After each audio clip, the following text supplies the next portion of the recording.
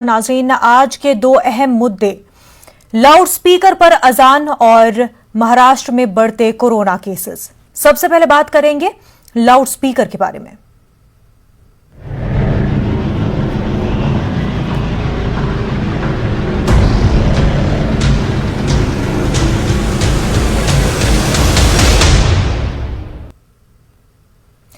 प्रयागराज में अजान की आवाज पर जारी तनाजे में नया मोड़ आया है। प्रयागराज के आईजी केपी सिंह ने रात 10 बजे से सुबह 6 बजे तक स्पीकर पर अजान देने पर पाबंदी आयद करने का नोटिस जारी कर दिया है।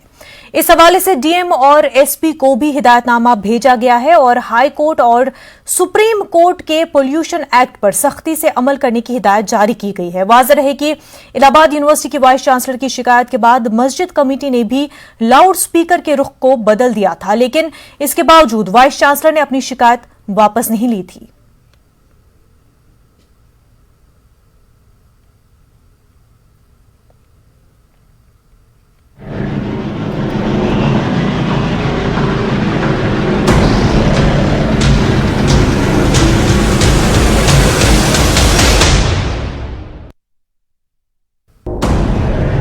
तो नाज़रीन, आपको बता दें कि लाउड स्पीकर पर अजान के हवाले से तनाज़ा शुरू हो चुका है। सियासत भी इस पर होती ही रही है, लेकिन प्रयागराज में अजान की आवाज पर जारी तनाज़े में एक नया मोड़ सामने आया है। प्रयागराज के आईजी केपी सिंह ने रात 10 बजे से सुबह 6 बजे तक स्पीकर पर अजान देने पर पाबंदी आयद करने का नोटिस जारी कर दिया है।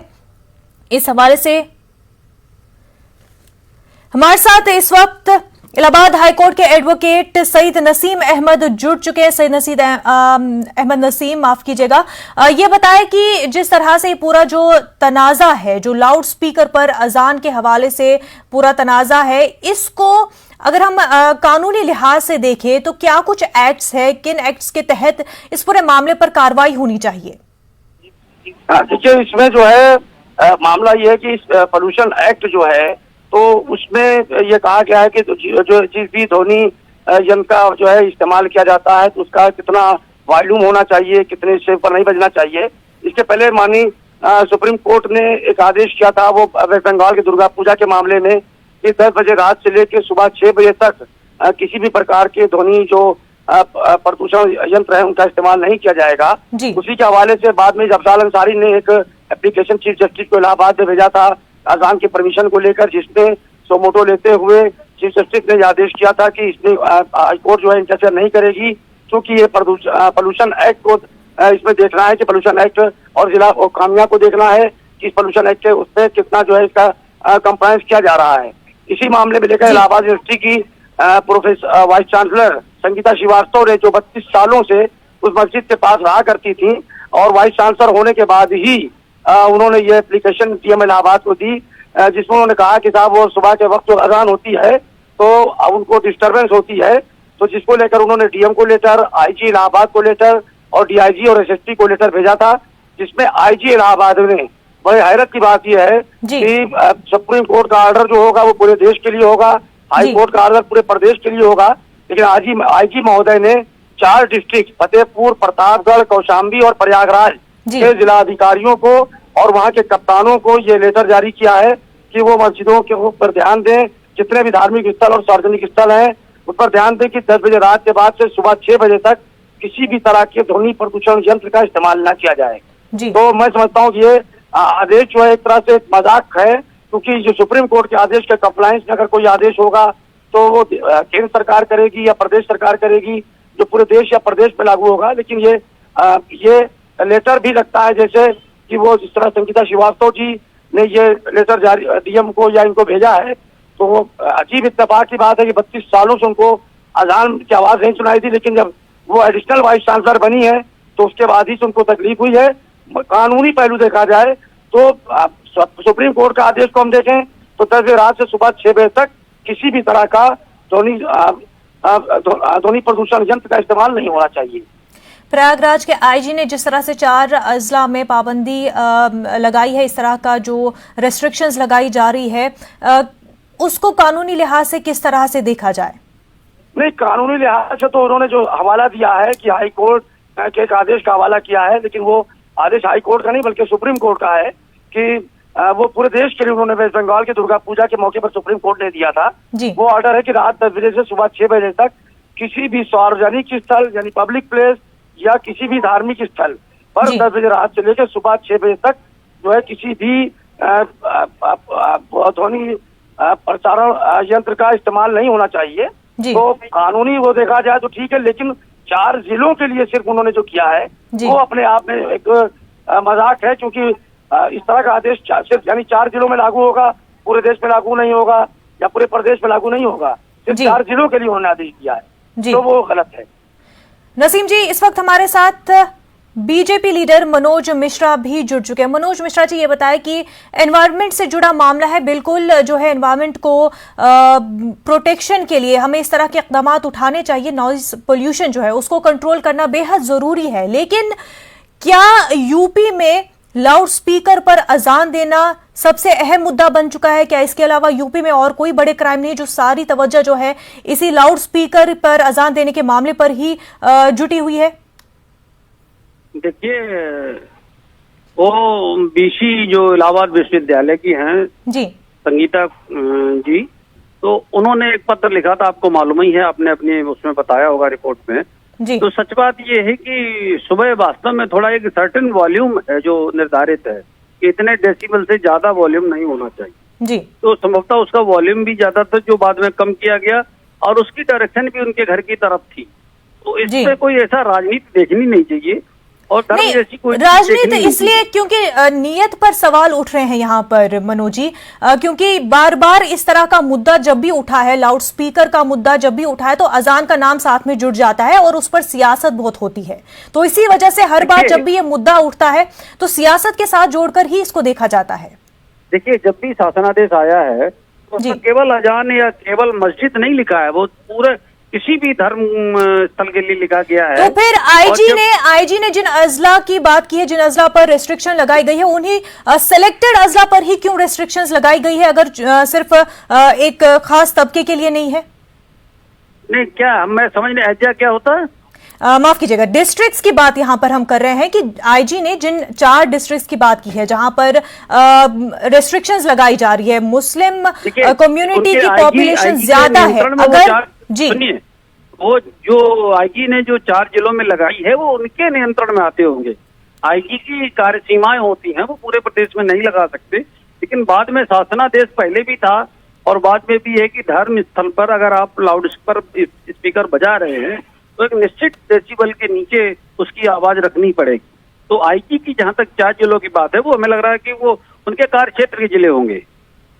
नहीं मनोज जी, जब बात आती है कि कानून नाफिज होना चाहिए, बिल्कुल होना चाहिए, लेकिन सबकी जगह बराबर होना चाहिए, तो फिर उन वीआईपीज के लिए भी होना चाहिए जिनके हुटर्स की वजह से लोग परेशान होते हैं या जिनकी सायरन्स की वजह से लोग परेशान होते हैं, वहां पर भी कार्रवाई होगी कि नहीं होगी? पड़ेगा, ऐसे ही हुटर पे प्रतिबंध है, और हुटर अगर कोई बजाता तो वो क्राइम करता है, अगर वो पकड़ा जाएगा तो उस पर वही चीजें लागू होंगी जो आम आदमी होती है, इसमें कोई दो राय नहीं है। बचना भी नहीं चाहिए कोई व्यक्ति, चाहे बड़ा हो चाहे छोटा हो।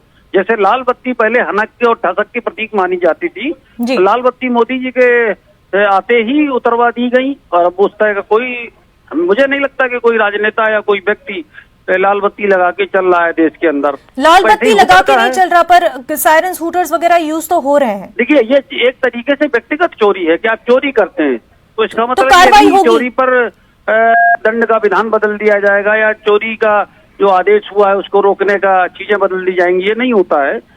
ये व्यक्तिगत चोरी है, कोई कर रहा है, कोई ऐसा हुटर बजा रहा, तो ये उसकी व्यक्तिगत जिम्मेदारी है और शासन देखता है कि ऐसे उन लोग कर रहे हैं। ऐसा नहीं है, वैसे यूपी में तो योगी जी की सरकार में पूरा नियंत्रण स्थापित है, और मुझे लगता है कि हुटर कम से कम या नहीं बजा रहे लोग। मनोज जी, आप बोल रहे हैं कि पूरा जो यूपी में लॉ एंड ऑर्डर है वो मेंटेन्ड है, लेकिन हम बात अगर यहाँ पर एनवायरनमेंट की कर रहे हैं तो एक लेवल पर क्योंकि नॉइज पोल्यूशन एक्ट भी है, उस तहत से कार्रवाई होनी चाहिए, लेकिन कहीं ना कहीं यहाँ पर यूपी सरकार के इंटेंशंस पर सवाल उठते हैं, क्योंकि जिस तरह का माहौल यूपी में बना हुआ है, बार बार ये देखा गया है कि खास कम्युनिटी को कहीं ना कहीं टारगेट किया जाता है। देखिए, आपको मनोजा जी आपको बताएं जी, ये लोगों का भ्रम है। ये योगी सरकारी है जो मदरसों में कंप्यूटर एजुकेशन की बात करती है। मोदी सरकारी इसने कहा कि एक हाथ में कुरान तो दूसरे हाथ में कंप्यूटर होना चाहिए। तो ये योगी सरकार ये कि सैलरी रेगुलाइज कर रही मदरसों की, और जो मदरसे उत्तर प्रदेश शासन से मान्यता प्राप्त हैं और जो वहाँ के सैलरी के तहत चलते हैं, कोषागार से धन लेते हैं, उनको रेगुलाइज करने का, उसको फर्जीवाड़ा रोकने का, आधुनिककृत करने का, साइंस टेक्नोलॉजी के सब्जेक्ट पढ़ाने का योगी सरकार ही है। मदरसों में तो हिंदू बच्चे पढ़ते नहीं है। तो ये कहना कि केवल एक खास कम्युनिटी को टारगेट कर रहे हैं, ये उचित नहीं है। नहीं, वजह उसकी ये भी है कि जब बात आई, जब लव जिहाद की बात आई, चाहे जो है कव स्लॉटर की बात आई, तो हमने देखा कि जब जब इस तरह के कार्रवाइयां होती है तो कहीं ना कहीं पुलिस जो है इन सारे मामलों का ऐसे केसेस भी सामने आई हैं जहां पर एक खास तबके के लोग जो है, खास कम्युनिटी के जो लोग हैं, उनके साथ इस तरह के केसेस पेश आए हैं जहां पर उनके साथ नाइंसाफी हुई है। ऐसे में इस वजह से आपने लव जिहाद की बात कही जी। आप एक केस पूरे उत्तर प्रदेश में नहीं बता सकती हैं, पूरे भारत में मैंने इस पर बहुत काम किया है जी। मुझे एक केस भी ऐसा नहीं मिला जिसने किसी भी हिंदू लड़के ने अपनी पहचान छिपा के किसी मुस्लिम लड़की को बरगलाया हो और कहा हो कि मैं मुस्लिम हूँ, तुम भी मुस्लिम हो, मुझसे शादी कर लो। चोरी छिपे बरगला के, धोखे से, जबरदस्ती और धमका के, ये चीजें हैं। अगर कोई किसी से शादी करता है तो ये गलत है, अवैध है। और दूसरी बात, सरकार ये लगातार कह रही है, उसमें जो भी लव जिहाद का आया उसमें ये नहीं आया केवल मुस्लिम हो, केवल लेकिन ये तो हिंदू मुस्लिम वाली बात हो गई ना। जिस तरह से आपने अभी लव जिहाद की भी बात की, तो आपने एग्जाम्पल ये दी कि किसी भी हिंदू लड़के ने ऐसा कुछ नहीं किया, जबकि अगर इस तरह की कार्रवाई होनी भी चाहिए थी तो तमाम तर के लिए होनी चाहिए थी, इसमें हिंदू मुस्लिम तो होना ही नहीं चाहिए था। लेकिन जब भी नहीं है, मैंने बताया, उदाहरण दिया आपको कि देखिए देखिए मुझे ज्यादातर ऐसी जानकारी मिल रही है, प्रदेश में अखबारों में छप रहा, टेलीविजन चलता है और कई घटनाएं होती हैं कि लड़की को धोखे से शादी करके अपने को मुस्लिम बता के हिंदू लड़कियों से शादी कर ली और बाद में उसकी लाश दाबती गाड़ के मार दिया और गाड़ दी लाश। नसीम जी कुछ कहना चाह रहे हैं जी, नसीम जी आप कुछ कहना चाह रहे हैं? आप मनोज जी, मैं माफी चाहता हूँ, तो मैं प्यार करता हूँ। मनोज जी, नसीम जी कुछ कहना चाह रहे हैं? मैं माफी चाहता हूँ, मैं बीच में बोल रहा हूँ। मनोज जी, अगर मेरी बात आप बुरा ना माने तो मैं एक बात कहूँ। आपने एक लफ्ज उठाया लव जिहाद का। लव जिहाद में आपने कहा कि ऐसा पूरे देश में नहीं हुआ है कि जहाँ किसी हिंदू लड़के ने अपनी पहचान छुपाकर शादी की हो, नाम बदला हो। तो मैं आप बता दूं, मैं एज ए एडवोकेट बात कर रहा हूँ, क्योंकि हम लोग कोर्ट में हजारों मामले इस तरह के देखते हैं। मैं गवर्नमेंट एडवोकेट भी रहा हूँ 6-7 साल, मेरे सामने जैसे मामले आते हैं। होता क्या है, लड़की लड़के एक दूसरे से लव करते हैं, प्यार करते हैं। जब कहीं उनका बीच में ब्रेकअप होता है तो एक FIR बना दी जाती है कि साहब इन्होंने नाम छिपाया था, इन्होंने मजहब छिपाया था। जबकि हकीकत ये सब कुछ जानते हैं, सब कुछ पूछते हैं। 2-2, 4-4 साल, 6-6 साल, 10-10 साल पेयर चलता है, लेकिन जब ब्रेकअप होता है तभी वो पहचान छिप जाती है। इसको बुरा ना मानिएगा। बताइए, मनोज जी सुन लीजिए, मनोज जी सुन लीजिए, मनोज जी सुन लीजिए कि फिर ये अखबार और मीडिया सब झूठ बोलता है पूरे देश का। मनोज जी बुरा ना मानिएगा, मीडिया नहीं, मनोज जी बुरा ना मानिएगा। मीडिया वो दिखाएगी, सुनिए, मीडिया वो दिखाएगी जो FIR होगी। FIR जो कराई जाती है वो एडवोकेट ही तैयार कराते हैं, चाहे मैं हूँ या कोई हो। तो हम लोगों को पता है कि कैसे FIR होती है। आप इस पर आ जाइए। हमारे योगी जी के, सुन लीजिए, योगी जी के हमारे 4 साल पूरे हुए हैं। आप ये बता दीजिए, क्या इस सरकार ने अब लोगों के दिलों पर राज किया है 4 सालों में, या सिर्फ नफरत बोया है? आप इतना बता दीजिए। अगर दिलों पर राज किया हो तो वो बताइए। देखिए, आरोप लगाने के लिए कोई भी आरोप लगा सकते हैं, क्योंकि इन्होंने तुष्टीकरण नहीं किया। ये बात आपकी सही है, ना मोदी जी ने तुष्टीकरण किया, ना योगी जी ने तुष्टीकरण किया। सबको न्याय भारतीय जनता पार्टी की पॉलिसी रही है कि तुष्टीकरण किसी के नहीं, न्याय सभी का।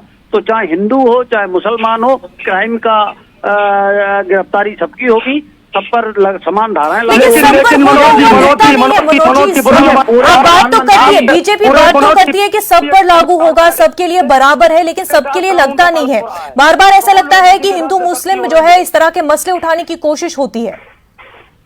देखिए, नहीं होता है मुनज्जा जी, नहीं होता है। अभी जब विपक्ष के पास मुद्दे नहीं होते हैं तो इसी बेतरतीब मुद्दे उठाते हैं आप। सुनिए 1 मिनट मुनज्जा जी, 1 मिनट केवल बताइए। कानपुर में विकास दुबे का एनकाउंटर पुलिस ने किया, उसको अपराधी मान के ब्राह्मण माना गया और उसको ये रंग दिया गया कि ब्राह्मण है तो वो अल्पसंख्यक तो नहीं था, वो तो हिंदू था। हिंदू में भी ये कहा जाता है कि सर्वोच्च था। उसको उस पर स्कैंडल बना दिया, उसका मुद्दा बना दिया। तो ये चीजें विपक्ष के पास मुद्दे न होने के कारण, या जो भारतीय जनता पार्टी की नीतियों, कार्यक्रमों, सिद्धांत उन पर भरोसा नहीं रखते, उनके एजेंडे होते हैं कि वो किसी न किसी तरह इस तरह के आरोप लगाएं और पूरे देश में प्रचंडाबाद खड़ा कर दें। आप ये बताइए, तो बीजेपी मौका ही क्यों दे रही है? मनोज जी, मेरा सवाल है कि बीजेपी मौका ही क्यों दे रही है? मुनतिया जी, बीजेपी का स्पष्ट स्टैंड है, जब हम सरकार में नहीं थे तब भी था कि न्याय सभी को, तुष्टीकरण किसी का नहीं, और इस एजेंडे पर हम सरकार में नहीं थे तब भी थे। और आज मनोज जी, आज सरकार को 4 साल हो गए हैं। आप ये बता दीजिए कि ये इंस्पेक्टर राज को आपने खत्म कर दिया। आज मजदूरों का शोषण हो रहा है। किसी कारखाने में कोई लेबर इंस्पेक्टर जांच करने नहीं जा सकता। आप किसकी हुकूमत चला रहे हैं? आप ये बता दें। आप सरमायादारों की हुकूमत चला रहे हैं, आप मालिकों की हुकूमत चला रहे हैं। सुनिए, अगर योगी सरकार के 4 साल के उपलब्धियों पर सुनना चाहते हो, एक क्रम से आपको सुनाई देता हूँ। बता दें हमें, एक भी उपलब्धि बता दें। पे काम चल रहा है, पूर्वांचल एक्सप्रेस वे बनने के आसपास है। जब योगी सरकार आई थी तो 12 मेडिकल कॉलेज बनाए हैं।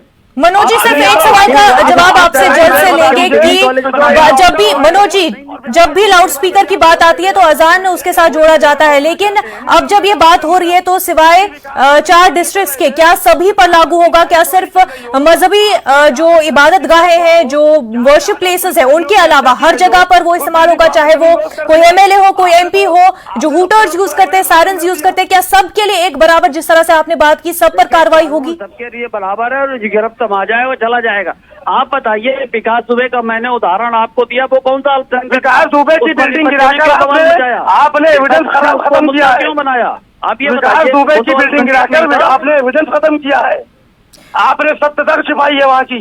ठीक, विकास दुबे की बिल्डिंग आपने जो गिराई है, वक्त की कमी की वजह से आप दोनों को यहाँ पर रोकना चाहेंगे। मनोज मिश्रा जी और सईद नसीम अहमद जी, आपका बेहद शुक्रिया हमारे साथ जुड़े रहने के लिए।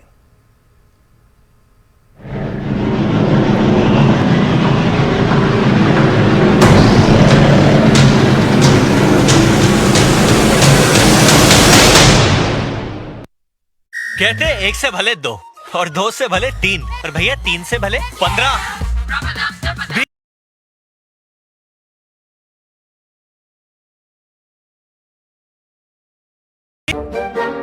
अखबार हुआ ठप, आउटडोर हुआ बेकार, टीवी ही दे रहा है विज्ञापन को तेज रफ्तार। करोड़ों दर्शकों तक न्यूज 18 पहुंचाएगा आपका एड। न्यूज 18 की टीम दमदार बनाएगी आपका एड शानदार। जल्दी कीजिए, कहीं छूट ना जाए ये सुनहरा मौका। हमें मेल करके उठा लीजिए बड़ा फायदा। ये स्पेशल ऑफर है अगले 15 दिनों तक। साथ ही मिलेगा हमारी वेबसाइट पर प्रमोशन। आज ही मेल करें sales@nw18.com पर। न्यूज 18 इंडिया, आपका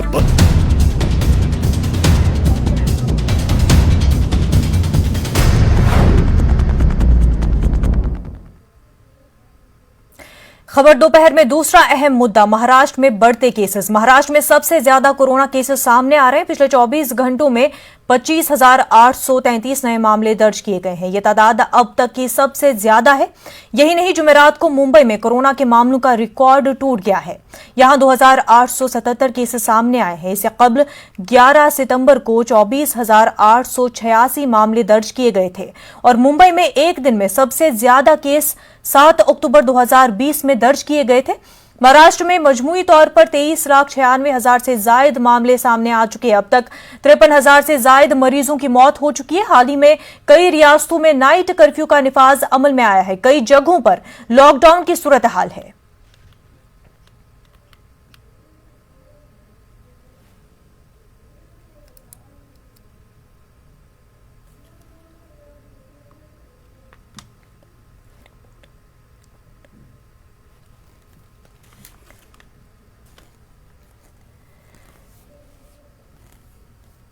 तो नाज़रीन, इस वक्त हमारे साथ हमारे नुमाइंदे वसीम अंसारी बराह रास्त जुड़ चुके हैं और हमारे नुमाइंदे रवि गुलकारी भी हमारे साथ जुड़ चुके हैं। वसीम, जिस तरह से केसेस बढ़ते जा रहे हैं, रिकॉर्ड टूट चुका है महाराष्ट्र में, कितनी डेंजरस ये सिचुएशन है?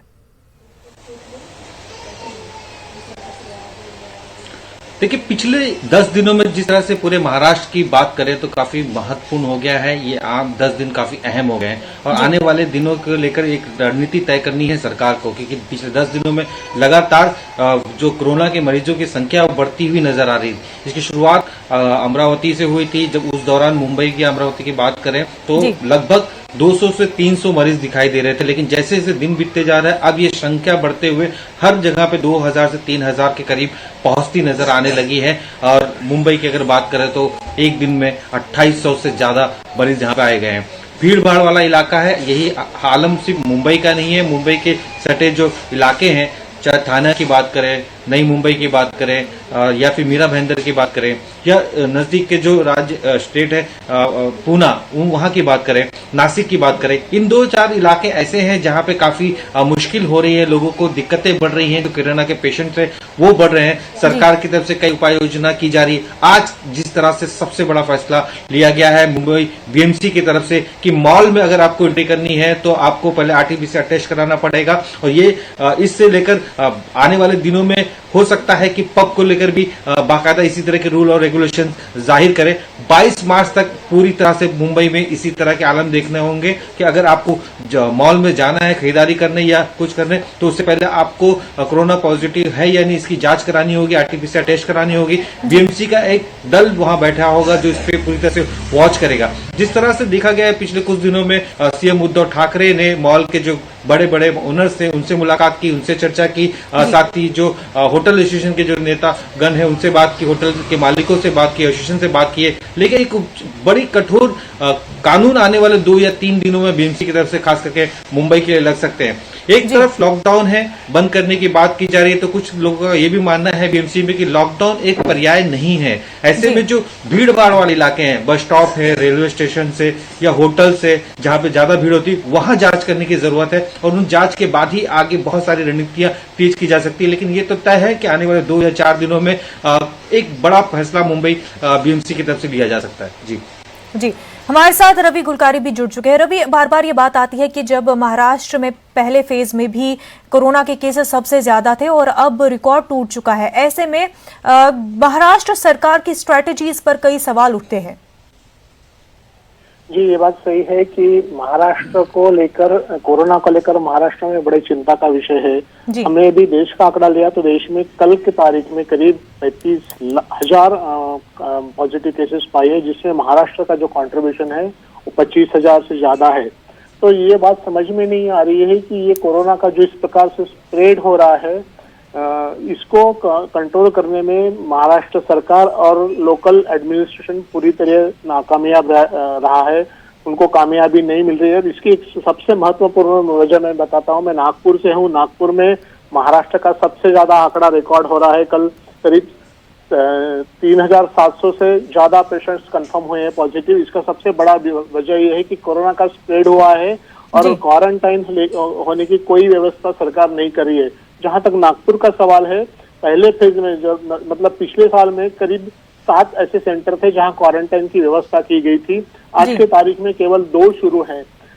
11 तारीख को नागपुर के जो गार्डियन मिनिस्टर है नितिन राउत के साथ हमारा प्रेस कॉन्फ्रेंस हुआ था। हमने पूछा था कि नागपुर में क्वारंटाइन की क्या व्यवस्था होगी, तो मिनिस्टर ने जाहिर कर दिया, अनाउंस कर दिया था कि नागपुर में क्वारंटाइन की व्यवस्था कर दी गई है। मैं आपको बता दूं 11 तारीख को प्रेस कॉन्फ्रेंस हुआ, आज की तारीख 18 है, 19 है। गत 7 दिनों में यहाँ पे क्वारंटाइन की कोई व्यवस्था नहीं की गई है। मात्र 350 लोगों की क्वारंटाइन की व्यवस्था की गई है। 7 में से केवल 2 सेंटर शुरू हैं, 5 सेंटर बंद है। नागपुर म्यूनिसिपल, मैं आपको बता दूं, नागपुर म्यूनिसिपल कॉर्पोरेशन ने एक कंट्रोल रूम खोल के रखा है जहां पे जिन्हें क्वारंटाइन की व्यवस्था होनी है उनको वहां उनको फोन करना है और उनकी क्वारंटाइन की व्यवस्था हो जाती है, ऐसा अनाउंसमेंट है। लेकिन आलम यह है, कल हमने बार ये कोशिश की, 3 बार हमने कंट्रोल रूम को फोन करने की प्रयास किया, लेकिन वहां न कोई रिस्पांस है, न कोई फोन उठाता है। और यही वजह है जिस वजह से कोरोना का स्प्रेड बहुत ज्यादा है। गली गली कूचे कूचे के अंदर में कोरोना का स्प्रेड है। परिवार के सभी लोग पॉजिटिव नजर आ रहे हैं, लेकिन सरकार की ओर से किसी भी प्रकार की कोई व्यवस्था नहीं की जा रही है, ना अनाउंसमेंट है, न कोई बैठकें हो रही है, न उसका कोई इम्प्लीमेंटेशन हो रहा है। हालत बड़े खराब है। लोगों को अपने खुद को समझना पड़ेगा।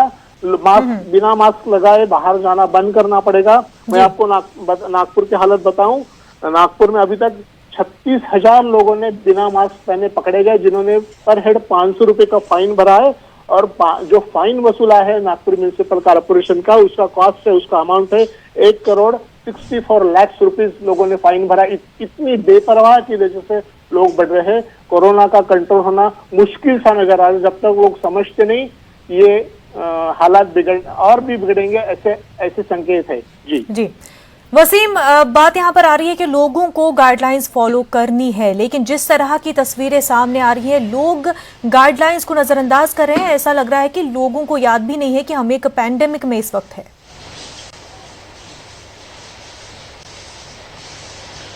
जरूर ये कहा जा सकता है क्योंकि लोग जो अपने पिछला वक्त है वो शायद भूलते हुए नजर आ रहे हैं। इसकी एक साफ वजह ये भी दिखाई दे रही है। लेकिन महाराष्ट्र की अगर बात करें, जो नंबर्स बढ़ रहे हैं, इसके कई वजह हैं। देखा गया था पिछले कुछ दिनों में ग्राम पंचायत के चुनाव हुए थे, उस दौरान काफी भीड़ सड़कों पर उतरी थी, लोग एक दूसरे से मिल रहे थे, एक वजह ये भी है। और साथ ही जो सीजन चल रहा है, शादियों का सीजन चल रहा है, यहाँ पर देखा गया कि शादियों में जो नियम लगाए गए हैं, जो कानून व्यवस्था बनाई गई, उसका भी उल्लंघन हो रहा है। भीड़ भाड़ साफ तौर पे दिखाई दे रही है। होटल्स हैं, पब्स है, वहां पे जो लिमिटेशन है उससे भी ज्यादा लिमिटेशन दिखाई दे रहा है। तो पूरी तरह से उल्लंघन यहाँ पे साफ तौर पे दिखाई दे रहा है। पुणे में जिस तरह से नाइट कर्फ्यू लगाया था, आज हालात इस तरह से हो गए हैं कि ये कठोर कानून और बनाए जा सकते हैं। उस दौरान भी नाइट कर्फ्यू लगाया गया था, स्कूलों को बंद करने का आदेश दिया गया था, अत्यावश्यक सेवा शुरू करने की बात की गई थी। वही आलम नासिक का है, नासिक में भी इसी तरह की पाबंदी लगाई गई थी। लेकिन अब वहां पे जो मामले बढ़ते नजर आ रहे हैं, उसे देखकर वहां के जो गार्डियन मिनिस्टर है छगन भुजबल, उनका साफ तौर पर यह कहना था कि कठोर कार्रवाई की जा सकती है आने वाले 2 या 3 दिनों में। तो कहीं ना कहीं एक कठोर कार्रवाई की जा सकती है। अब मुंबई शहर की अगर बात करें तो जो सबसे स्लम इलाका है और इमारतों वाला इलाका है, तो इस बार एक नया पैटर्न देखने मिला है कि ये जो कोरोना के पेशेंट्स है, ये झोपड़पट्टी के इलाकों में कम नजर आ रहे हैं और इमारतों में रहने वाले जो लोग हैं वहां पर ज्यादा उनकी संख्या दिखाई दे रही है। जो परसेंटेज है वो बढ़ता हुआ नजर आ रहा है। धारावी एक ऐसा इलाका है, पिछले 6 महीनों से वहां पे एक भी पेशेंट नजर नहीं आ रहे थे, लेकिन इन 6 महीनों के बाद 30 पेशेंट धारावी से निकल कर आए हैं। ये अपने आप में एक बहुत बड़ी चिंता का विषय है। अगर तुरंत इस पे किसी तरह से रोकथाम नहीं की गई तो इसका खामियाजा भुगतना पड़ सकता है। इससे पहले भी देखा गया था जब धारावी में काफी पेशेंट बढ़े थे, जो एशिया की सबसे बड़ी झोपड़पट्टी है, उस दौरान कई उपाय योजना की गई थी और उसकी सभी सराहना की थी। लेकिन ये नंबर्स बढ़ने से पहले उसे रोकना होगा। बाकी के जो इलाके हैं, खास करके मुंबई की अगर बात करें, चेंबूर का इलाका हो, जोगेश्वरी का इलाका हो, अंधेरी का इलाका है, इन सब इलाकों में अक्सर देखा जा रहा है कि बीएमसी की कार्रवाई साफ तौर पे दिखाई दे रही है। बीएमसी की तरफ से रोज पब पे छापेमारी होती है, वहां से फाइन वसूले जाते हैं, लेकिन इसके बावजूद भी किसी तरह से लोगों में डर या खौफ नजर आ नहीं रहा है। लोग जो नियम है उसका उल्लंघन करते जा रहे हैं। इसकी एक साफ वजह यही है कि आने वाले 2 से 3 दिनों में बीएमसी की तरफ से कठोर कार्रवाई का फैसला लिया जा सकता है, एक नियम बनाए जा सकते हैं और आने वाले 10 से 20 दिन के अंदर एक अलग ही माहौल साफ करके यहाँ पे मुंबई में देखने मिल सकता है। अब वेट एंड वॉच की स्थिति पे बीएमसी नजर आ रही है। जी बिल्कुल। रवि, ये बताएं कि जहां पर लोगों की बात करते हैं कि बार बार लोग गाइडलाइंस फॉलो नहीं कर रहे हैं, वहीं पर ऑपोजिशन और जो सरकार है आपस में इल्जाम भी लगा रहे हैं। ऐसे में जब ऑपोजिशन ये कह रही है कि स्ट्रैटेजी नहीं है सही महाराष्ट्र सरकार की, तो वही जो महाराष्ट्र सरकार है वो भी ये इल्जाम लगाती है जो ऑपोजिशन है कि वो गाइडलाइंस को फॉलो नहीं कर रही है।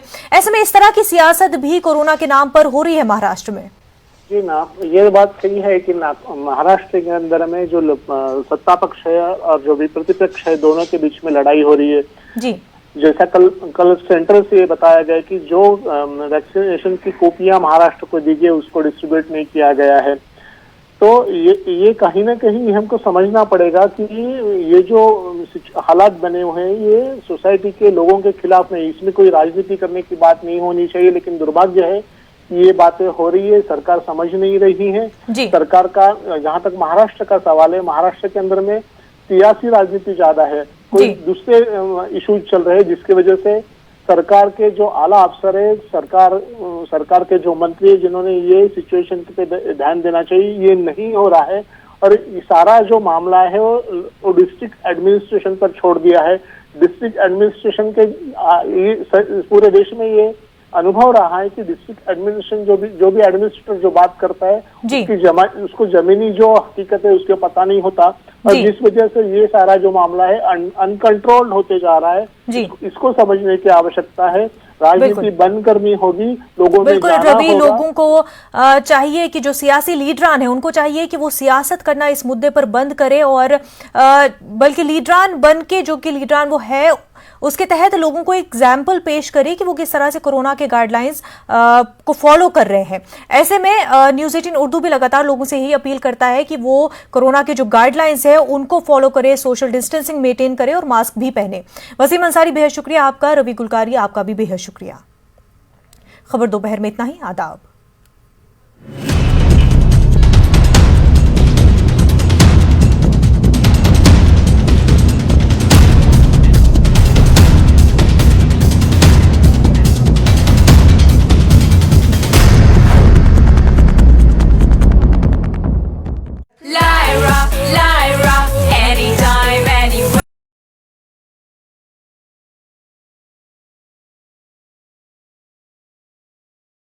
भारत का सबसे बड़ा मीडिया नेटवर्क।